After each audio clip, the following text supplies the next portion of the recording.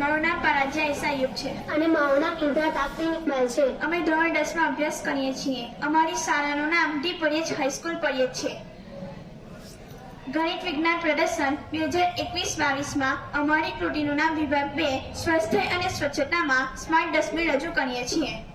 તેનો મુખ્ય હેતુ એ છે કે જ્યારે કચરાપેટીમાં કચરો નિર્ધારિત સીમા કરતાં વધી જાય છે તો મહાનગરપાલિકા અને મ્યુનિસિપલ કોર્પોરેશનને સ્વયં સંચાલિત રીતે જાણ થાય છે.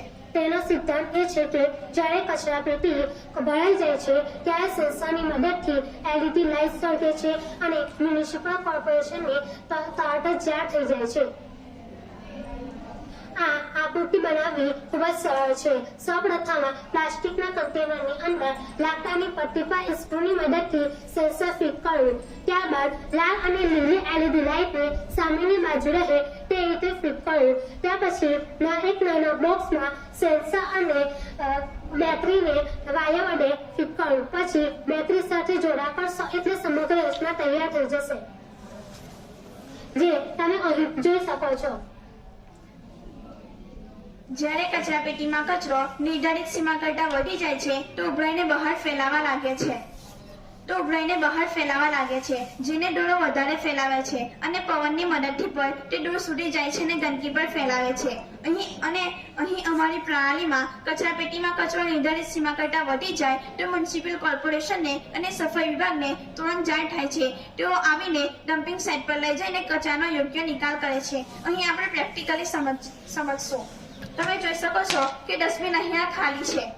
હવે અમે તેમાં ધીરે ધીરે કચરો ભરીશું. કચરો ભરતા તે ધીરે ધીરે ઉભરાશે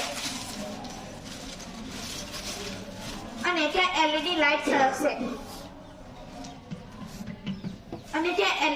સળગશે અને તેઓ આવીને ડમ્પિંગ સાઇટ પર લઈ જઈને કચરાનો યોગ્ય નિકાલ કરશે. ત્યાં કોલ અને મેસેજ પર આવશે અને જ્યાં સુધી આપણે ડસ્ટબિન ખાલી નહીં કરીએ ત્યાં સુધી મ્યુનિસિપલ કોર્પોરેશન પર સતત ફોન અને કોલ આવતા રહેશે. આ પદ્ધતિની મદદથી શહેર અને મહાનગરને સ્વચ્છ રાખી શકાય છે. તેમાં વધારે ટેકનોલોજીની જરૂર પડતી નથી. તે બનાવવું પણ ખૂબ સસ્તું છે. આ પદ્ધતિની મદદથી આપણે ગ્રામ પંચાયત, નગરપાલિકા કે મ્યુનિસિપલ કોર્પોરેશનના કર્મચારીઓને ગંદકીમાં કામ કરવું પડતું નથી. ગંદકીની માંદગી પણ વેઠવી પડતી નથી અને તેઓ કોરોના જેવી અનેક મોટી બીમારીઓથી પણ બચી શકે છે. સમયસર કચરાનો નિકાલ પણ થઈ જાય છે અને ભારતને સ્વચ્છ રાખવા માટે જે મોદી સાહેબનું સપનું છે તેને કદાચ આ પદ્ધતિની મદદથી આપણે સાકાર પણ કરી શકીએ છીએ. Thank you.